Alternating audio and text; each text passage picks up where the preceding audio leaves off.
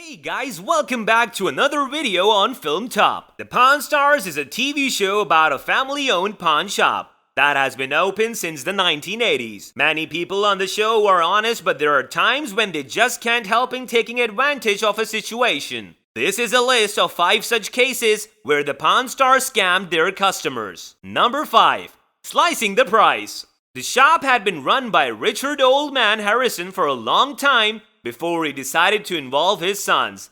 His younger son Corey wanted to prove to his father that he was just as good as him at running the shop. So when the opportunity came to do just that, he jumped on it. One day a lawyer came into the shop looking to sell an ancient Japanese sword which his client had given him. The lawyer had no interest in swords, so he wanted to get rid of it. Due to his years of experience at the shop, Corey recognized the value of that sword at first glance, but refrained from informing the lawyer. Corey initially offered the seller just $800 for it, which he instantly rejected. After some haggling, they settled on the price of $1,500. The real twist came when Corey had the sword appraised. He found that it was actually worth more than $6,000 and could be worth $15,000 after a little refurbishing. So in the end, Corey, in addition to impressing his father, wound up with a nice profit from the sword. Number 4. A shot at a good deal. One day a man came into the shop looking to sell an ancient gun from the early days of American history. It was a Colt 45 revolver, also known as the Pacemaker. Rick Harrison immediately knew the value of the gun was far more than the seller had anticipated,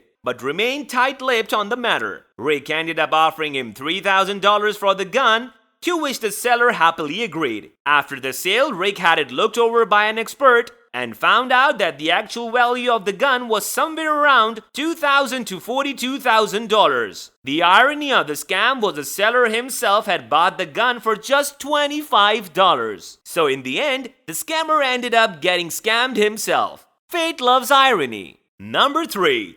Put up your dukes. Sir Isaac Newton is most famous for crafting the 3 laws of motion. But that wasn't his only endeavor, as he had also dabbled in alchemy. This was an important detail to remember when a man came into the shop looking to sell a book owned by Newton himself. Now, as this book was about alchemy, the Harrisons were concerned that the seller was lying to get a better value for the ancient item. They got an expert to check whether the book was actually owned by Sir Isaac or not. After some investigating, it turned out that the seller was not lying, and it was worth about $20,000. Being the business experts they are, the Harrisons started the offer with a mere $5,000. After some negotiating, they settled on a price of $7,000, which meant that the Pawn Stars wound up with a nice profit of around $13,000.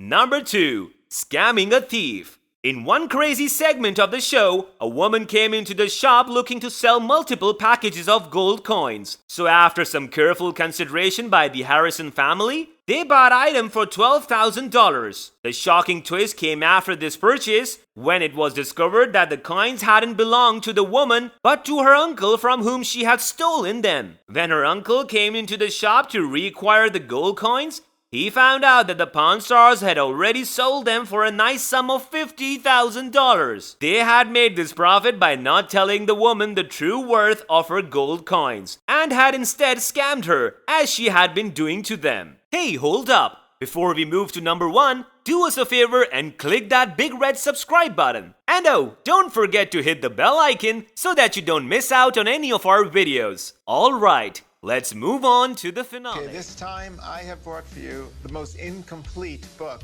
that I've ever brought.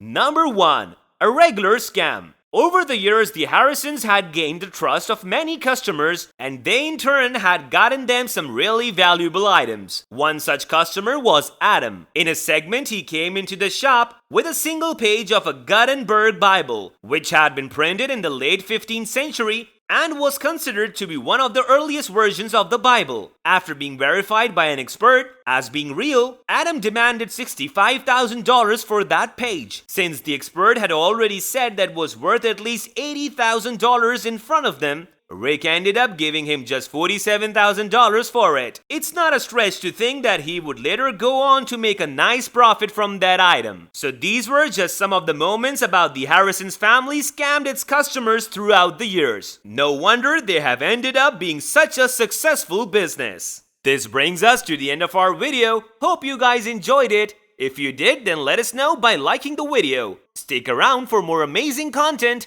as we will be soon seeing you in another video. Until then, take care and goodbye.